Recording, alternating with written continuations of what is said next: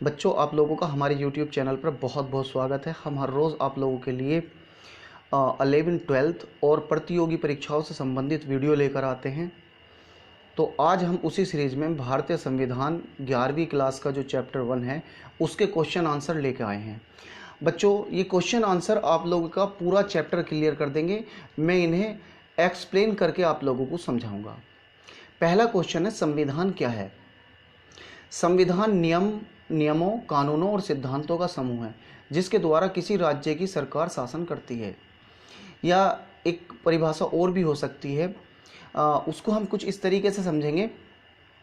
कानून की वह किताब जो राज्य में शासन करने का रास्ता दिखाती है, संविधान कहलाती है। डॉक्टर भीमराव अंबेडकर संविधान सभा के किस समिति के अध्यक्ष थे? बच्चों, डॉक्टर भीमराव अंबेडकर संविधान की प्रारूप समिति के अध्यक्ष थे। क्वेश्चन नंबर 3, भारतीय संविधान सभा के अध्यक्ष कौन थे? सही आंसर है, भारतीय संविधान सभा के अध्यक्ष डॉक्टर राजेंद्र प्रसाद थे। बच्चों, मैं आप लोगों को बता दूं, डॉक्टर राजेंद्र प्रसाद से पहले 2 दिन के लिए डॉक्टर सच्चिदानंद सिन्हा को भारतीय संविधान सभा का अध्यक्ष बनाया गया था, लेकिन कुछ असहमति होने के कारण संविधान सभा ने उनकी जगह डॉक्टर राजेंद्र प्रसाद को नया सदस्य अध्यक्ष बनाया। समाज के सदस्यों में एक न्यूनतम समन्वय और विकास बनाना किसका पहला कार्य है? संविधान का। देखिएगा, समाज के जो सदस्य हैं उनमें कम से कम आपस में अगर समन्वय संविधान नहीं बना पाएगा तो उनमें आपस में लड़ाई झगड़े होंगे, विकास नहीं हो पाएगा। इसलिए कम से कम न्यूनतम समन्वय और विकास अगर बनाना है तो उसके लिए संविधान का होना ज़रूरी है। नस्ली भेदभाव के पुराने इतिहास का उदाहरण कौन सा देश है? दक्षिण अफ्रीका। बच्चों, दक्षिण अफ्रीका के जो मूल निवासी थे वो तो काले थे, और अफ्रीका में यूरोपीय गए थे वो गोरे थे। यूरोपियों की तादाद बहुत कम थी और उन्होंने अफ्रीकियों पे बहुत जुल्म किए थे, और बहुत दिन तक नेल्सन मंडेला लगातार उनसे संघर्ष करते रहे, जब जाकर अफ्रीका को रंग भेद से छुटकारा मिला था। संविधान सरकार को कौन सा सामर्थ्य प्रदान करता है? बच्चों, संविधान जो है सरकार को सकारात्मक लोक कल्याणकारी कदम उठाने का सामर्थ्य प्रदान करता है कि आप जो है पॉजिटिव फ्रेम में लोगों की मदद और लोगों के हेल्प करने वाले कार्य कीजिएगा, जिससे जो है लोगों का संविधान में और सरकार में विश्वास पैदा हो। संविधान की प्रस्तावना से क्या अभिप्राय है? बच्चों, संविधान का जो प्रारंभिक परिचय, यूँ कह सकते हैं कि संविधान का जो इंट्रोडक्शन है, परिचय है, वही उसकी प्रस्तावना है। और एक तरीके से संविधान की जो प्रस्तावना है वो संविधान का आईना है। कठोर संविधान से आप क्या समझते हैं? ऐसा संविधान जिसमें सफलतापूर्वक संशोधन या परिवर्तन नहीं किया जा सकता, कठोर संविधान कहलाता है। बच्चों, मैं आप लोगों को बता दूं, संविधान 2 प्रकार के होते हैं, एक तो लचीला संविधान, एक कठोर संविधान। और हमारा जो संविधान है वो लचीले और कठोर का समन्वय है। लचीले संविधान में तो कुछ भी परिवर्तित किया जा सकता है, लेकिन हमारे यहाँ जो संविधान है वो कठोर और लचीले का समन्वय है। कुछ प्रावधान ऐसे हैं जिन्हें आसानी से संशोधित किया जा सकता है, और कुछ प्रावधान ऐसे हैं जिन्हें बड़ी मुश्किल से और दोनों सदनों के 2/3 बहुमत से भी ज़्यादा से पारित किया जा सकता है, जब भी वो कानून बन सकते हैं। तो इस तरीके से भारत का संविधान कठोर और नर्म संविधान का समन्वय है। 14 अगस्त 1947 को विभाजित भारत के संविधान सभा सदस्य कितने थे? 299।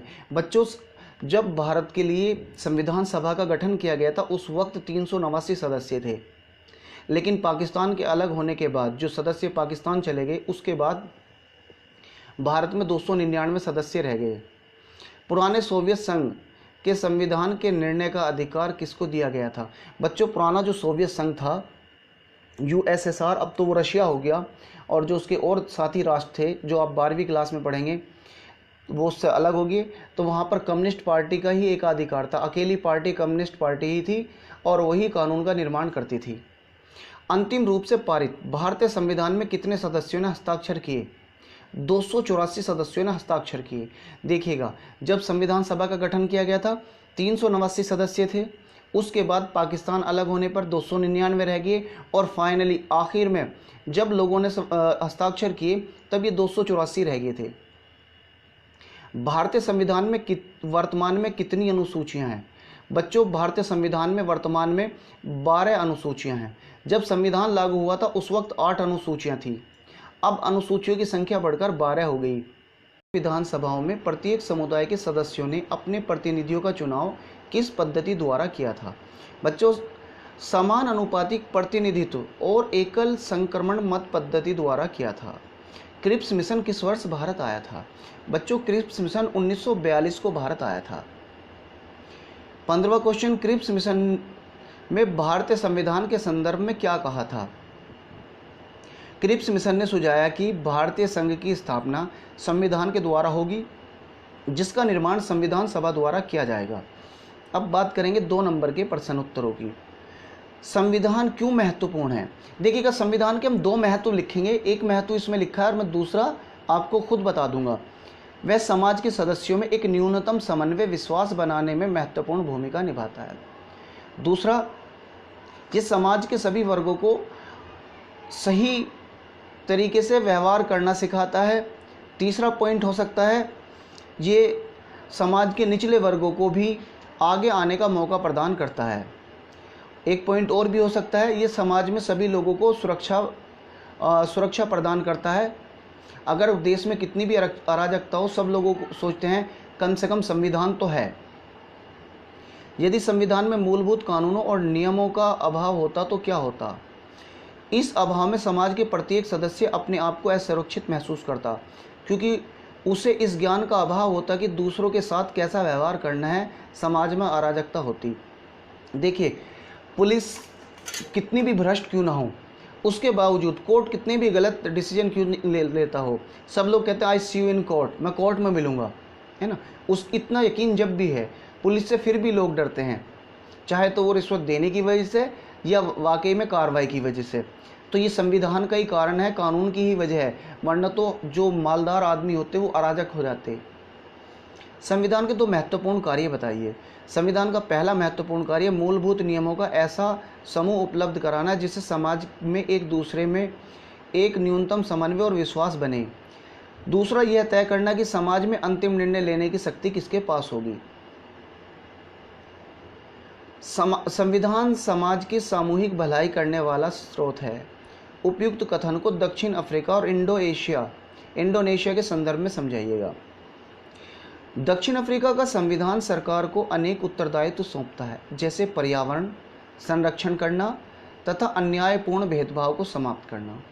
दूसरा, इंडोनेशिया की सरकारी जिम्मेदारी है कि वह राष्ट्रीय शिक्षा व्यवस्था बनाए और गरीब और अनाथ बच्चों की देखभाल करे।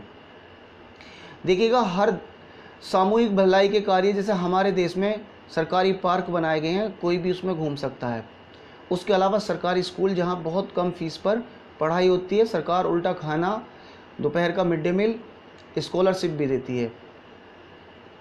भारतीय संविधान निर्माण में कुल कितना समय लगा और कितनी बैठकें हुई? बच्चों, इसे सीधे सीधे आप जो हैं 2 नंबर मिलेंगे। एक नंबर तो है कुल कितनी बैठकें हुई 166, और संविधान कंप्लीट होने में 2 वर्ष 11 महीने और 18 दिन लगे। अगर आप इन्हें पॉइंटों में लिखेंगे तो आपको नंबर अच्छे से मिलेंगे। संविधान सभा के प्रारूप समिति के गठन को संक्षेप में समझाइए। 29 अगस्त 1947 को डॉक्टर भीमराव अंबेडकर की अध्यक्षता में 7 सदस्यीय समिति का गठन हुआ। इस समिति ने संविधान का प्रारूप 21 फरवरी 1948 को संविधान सभा के अध्यक्ष डॉक्टर राजेंद्र प्रसाद को पेश किया। नेहरू जी द्वारा 1946 में प्रस्तुत उद्देश्य प्रस्ताव के कोई दो देशों के नाम लिखिएगा। जो नेहरू जी द्वारा 1947 में उद्देश्य प्रस्ताव को जो पेश किया था, वो देश कौन कौन से थे जिनसे हो, तो भारत एक लोकतांत्रिक संप्रभु गणराज्य होगा। यानी कि देश को जो उद्देश्य दिए थे उनमें कम से कम ये था, भारत एक लोकतांत्रिक संप्रभु गणराज्य होगा। दूसरा, भारत के सभी लोगों को सामाजिक, आर्थिक, राजनीतिक न्याय, कानून के समक्ष समानता जैसे मौलिक अधिकारों की गारंटी दी। बच्चों, अब हम बात करेंगे 4 अंक वाले प्रश्नों की।